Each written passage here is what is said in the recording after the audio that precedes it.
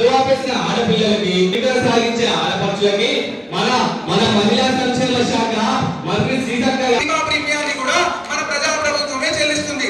అంతేకాకుండా మీ అందరి కోసం మన ప్రజా ప్రభుత్వం రైతు నేస్తం అనే ప్రోగ్రాం కూడా తెచ్చింది. పండిన పంటకు ఏ ఒక్కరికి గిట్టుబాటు ధర దొరుకుతలేదు. ఇది గ్రహించిన మన కాంగ్రెస్ ప్రభుత్వం ప్రతి ఒక్క రైతుకు గిట్టుబాటు ధరలు కల్పిస్తూ ధాన్యం కొనుగోలు కేంద్రాలను అదనంగా 7,178 కేంద్రాలను ఏర్పాటు చేసింది మన ఈ ప్రజా ప్రభుత్వం. శక్తి పథకాన్ని రూపకల్పన చేసింది.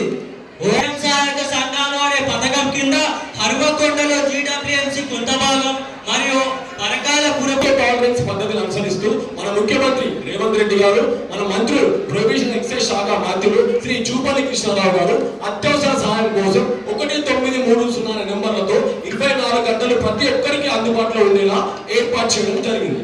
అంతేకాదు కృషి చేస్తున్నారు మన ఐటీ శాఖ మంత్రి వర్యులు శ్రీ దుద్దిల్ల శ్రీధర్ బాబు గారు.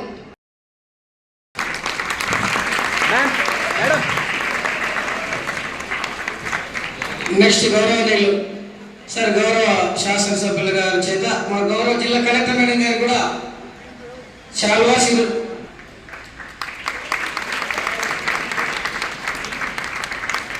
అలాగే గౌరవ తదనంతరం వెనక్కి జరగాలి సార్, వెనక్కి జరగండి అందరు ఫోటోలు శాల్వాచి సత్కరిస్తూ వారికి మెమంటో బహుకరించాల్సిందిగా గౌరవ ఎమ్మెల్యే శ్రీహర్ సార్ని ఆహ్వానిస్తున్నాం కోరుతున్నాం. అలాగే అడిషనల్ కలెక్టర్ గారికి శాసనసభ్యులు శ్రీహర్ సార్ చేతుల మీదుగా శాల్వా మెమంటో ప్రోగ్రామ్ ఆర్గనైజ్ చేయడం జరిగింది.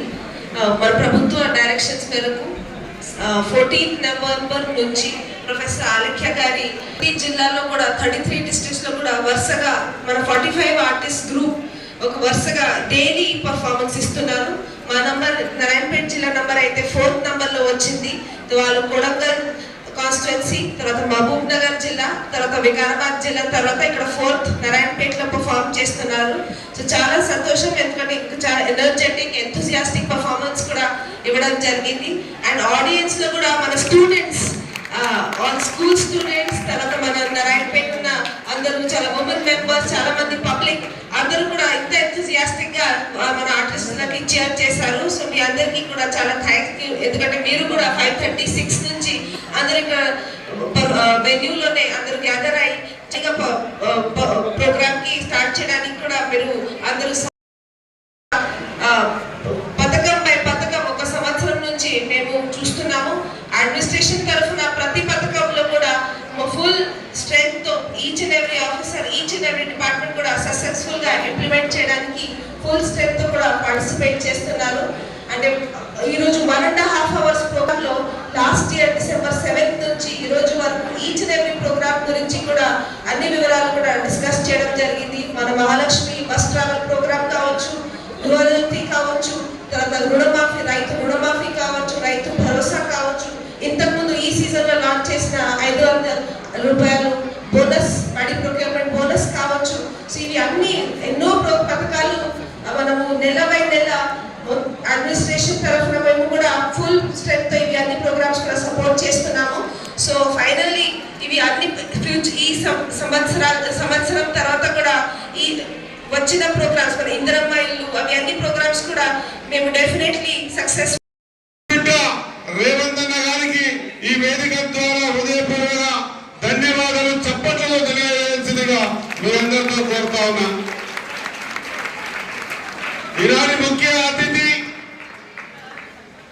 నారాయణపేట జిల్లాలో చాలా సంవత్సరాల నుంచి ఇలాంటి కళానాట్యం ఎక్కడా చూడలే. తమ అనుకున్నది కళ ద్వారా ప్రపంచానికి చూపించేటువంటి మహత్తరమైనటువంటి విద్యను అభ్యసించి మరి ఆ విద్యలో సంగీత నాటక అకాడమీ చైర్మన్ గా ప్రభుత్వం ఆమెను గౌరవించి అధ్యక్షులు చేసిన మన అలేఖ్య పుంజల మేడం గారికి హృదయపూర్వకంగా నారాయణపేట నియోజకవర్గ ప్రజల ద్వారా స్వాగతం పలుకుతా ఉన్నాం.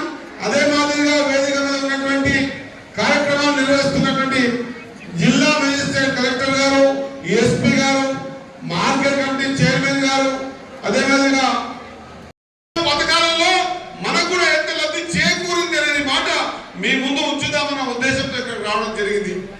మీరంతా ఈ విషయాన్ని తెలపాల్సిన అవసరం ఉంది. ఒకరి నుంచి ఒకరికి 10 మంది నుంచి 100 మందికి, 100 మంది నుంచి 1000 మందికి తెలిపాలా. ఇంకా కొంతమంది లబ్ధిదారులు మిగిలిపోతే వాళ్ళకు కూడా మనం సహకారం ఎట్లా చేయాలనేటువంటి ఆలోచనతో ముందుకు పోవాల్సిన అవసరం ఉంది అని తెలియజేస్తా ఉన్నా.